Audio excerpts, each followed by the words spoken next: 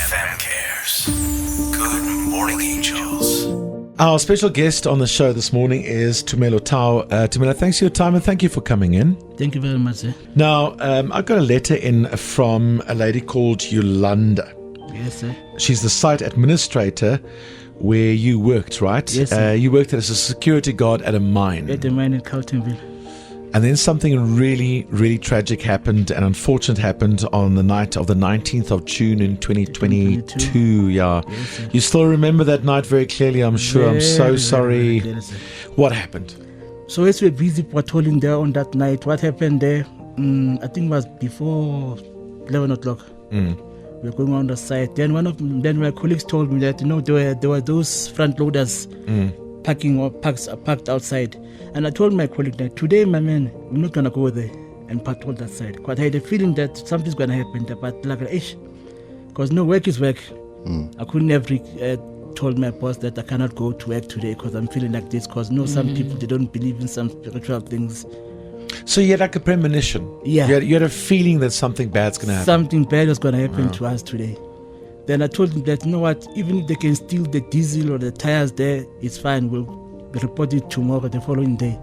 Exactly 12 o'clock, my colleague said he wanted to go and take a pee. We went out, I accompanied him.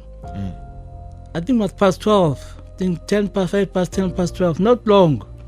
We went to the guard room. We sat, and I think I was about to wear something warmer inside because it was very cold that night. As we were sitting there, because my colleague was sitting behind the door. And I was sitting directly to the door. Then I saw these two guys wearing the Basuti blankets with the paragloves. Hey, my man, I don't know what happened there. I just saw it. But first time, in the movies, you see a what do you call it, a pump gun, that big one. Yeah. You see the flames. I saw the flames of the pump gun. Like my colleague was at the back of the door. I just lifted the table because my colleague was about to stand up. Sure. But that bullet that hit me there on my left cheek, they're supposed to have killed my employee. Sure.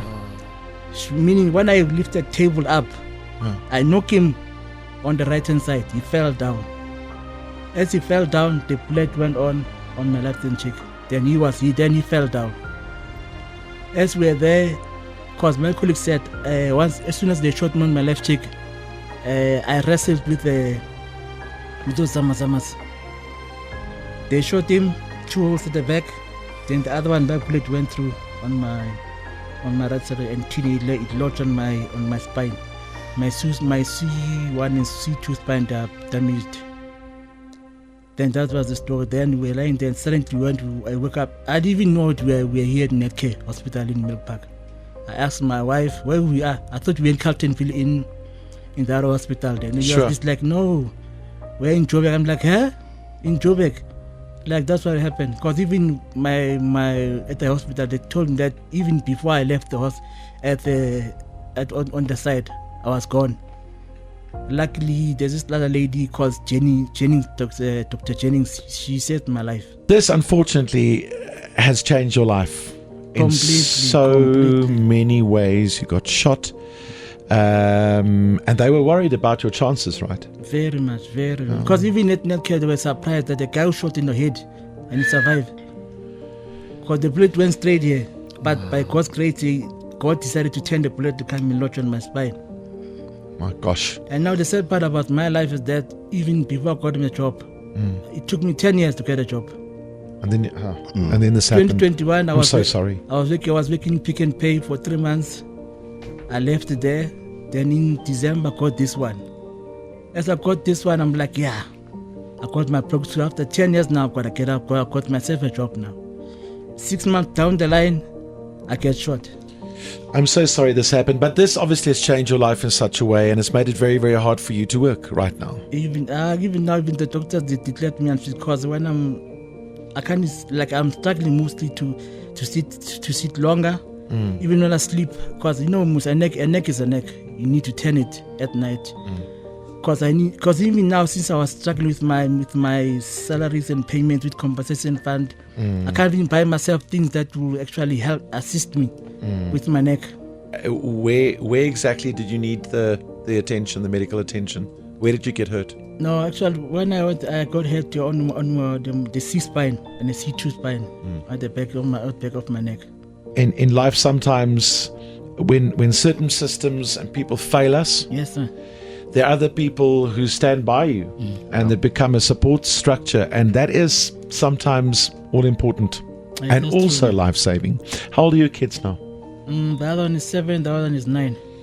7 and 9. So you need to be there as a father, Yeah. For a as a provider, a caregiver, and it's really hard for you to do that. It's a lot, because even now, the thing that's frustrated me a lot, because we come to the transport and the school fees and so forth, I couldn't do those things. Even some of the drivers, they dropped out my kids for not